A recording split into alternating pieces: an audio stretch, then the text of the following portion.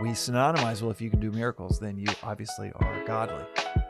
And if you do the most epic of miracles, whatever that person says has to be, it's got to be true. The role of miracles within really every spiritual tradition. People point to miracles as a sign of authority or special blessing from the divine. What is the role of miracles as outlined by the philosophy of Vedanta? Miracles in Sanskrit would be called powers, siddhis. And siddhis, there's this phrase of drittis, not siddhis. So commitments, not powers.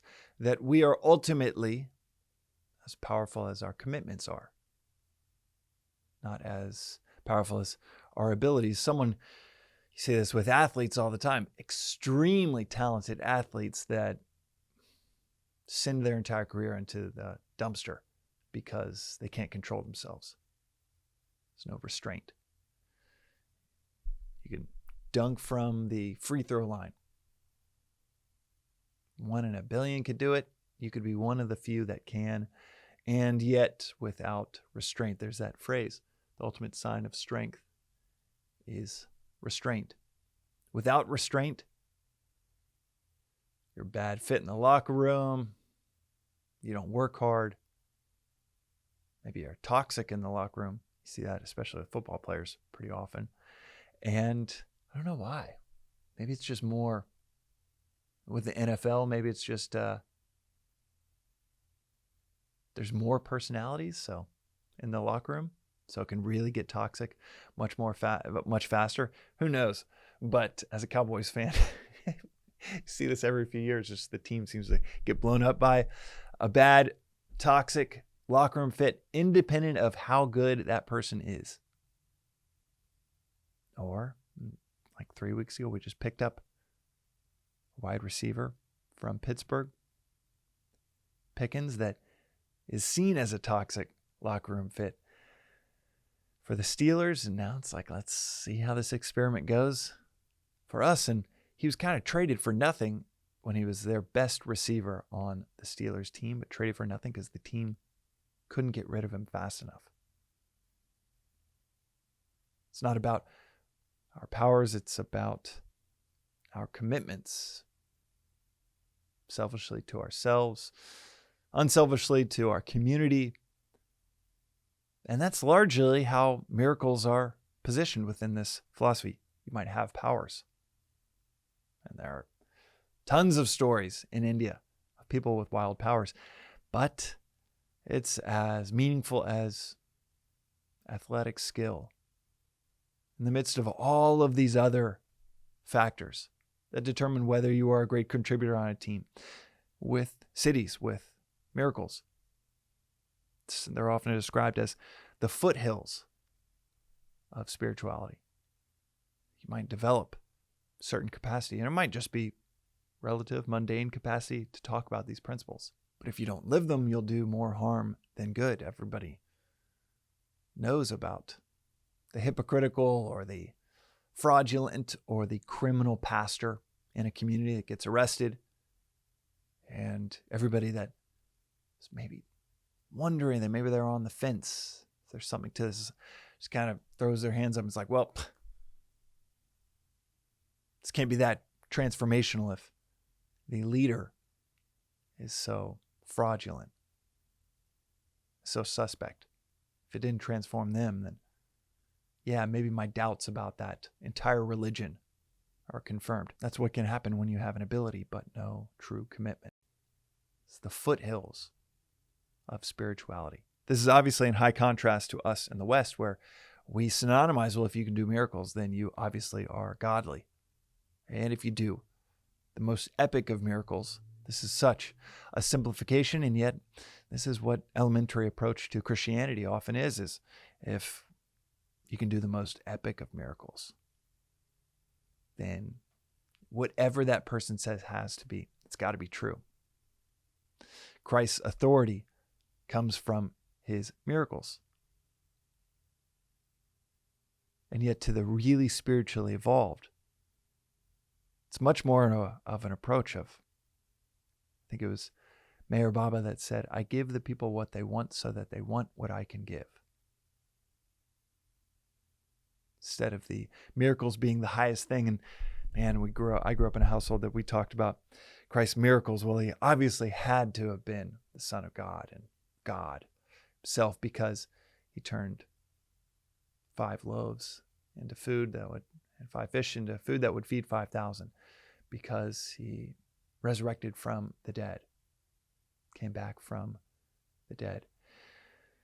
That was kind of like open shut case.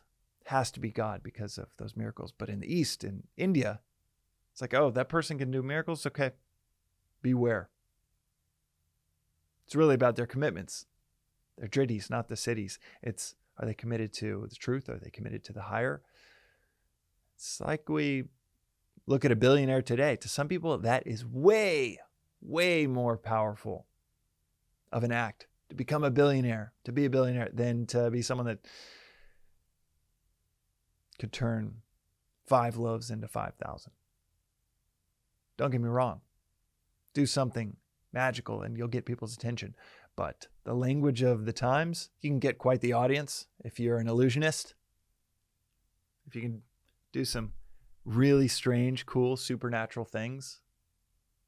As all the rage right now are in the podcast realm is the telepathy tapes about special needs children that can read minds, and it seems undeniable that they're actually reading minds. I won't go into why. That's what the whole podcast is about, and all the researchers and Harvard researchers all seem to be confirming this seemingly supernatural behavior is very real. The ability to read minds, to be telepathic. And that is interesting to a subset of people. You can build an audience around reading someone's mind, but it's hardly the influence that someone that's a billionaire would have today. That's almost like the modern miracle worker is be a billionaire. And I say that because it's also a really good way of objectively thinking about miracles. Someone might be a billionaire and use it for good. Someone might be a billionaire, use it for selfish purposes and ultimately the downfall of themselves or their community. It's largely independent of their spiritual fortitude and their commitment to the higher. Similarly, miracles are special. They are not an everyday occurrence. They've discovered monks that can assume a state that's almost in between life and death and found with inches and inches of ash on them and dirt on them because they've been in samadhi, been into a trance state, meditative trance-like state for years. There are stories like the Harvard-trained psychologist Ram Dass that would talk about how his guru could move from location to location instantaneously. And he's like, I don't care if anyone believes me. I've just seen it. Don't care if anybody believes these stories. And I think he has a book of 1,000 different stories of his guru, Neem Karoli Baba, in the 20th century that could read minds, that could, like I said, shift locations, a moment's notice, that could predict the future. He's like, I don't care if anyone believes these stories, but you witness them, you can't unsee them, and they're powerful. And yet, the same Ram Dass would say, yeah, miracles are the foothills of spirituality. There are plenty of miracle workers that do it for selfish or even worse, demonic purposes. The miracles themselves are not what gives a spiritual titan in the East any authority. It's like, okay, that's a billionaire walking around. There is something unique about that. But it's neither good nor bad. But I think the synthesis between East and West and the viewpoints of whether it's Christ or whether it's someone using miracles and special powers for nefarious purposes. Maybe it's telepathic powers for nefarious purposes. East or West, because I think most of the clients in the telepathy tapes, which I have not listened to, but my wife has, and our friend group out here, it's been quite the talking point. So they're mostly Westerners. that have this power, this capacity to read minds and to communicate telepathically. But east or west, the synthesis between the two, I think, is in this phrase of, I give them what they want so that they want what I can give. For the miracle workers that then get authority in a much, much, much, much larger message than just their capacity to perform miracles. The message that Christ is aiming to deliver. A message of oneness, of praying for us to realize our oneness with Him and the Father in His high priestly prayer, the last prayer He prayed before and during the Last Supper, before going into His public execution. A message that all is God.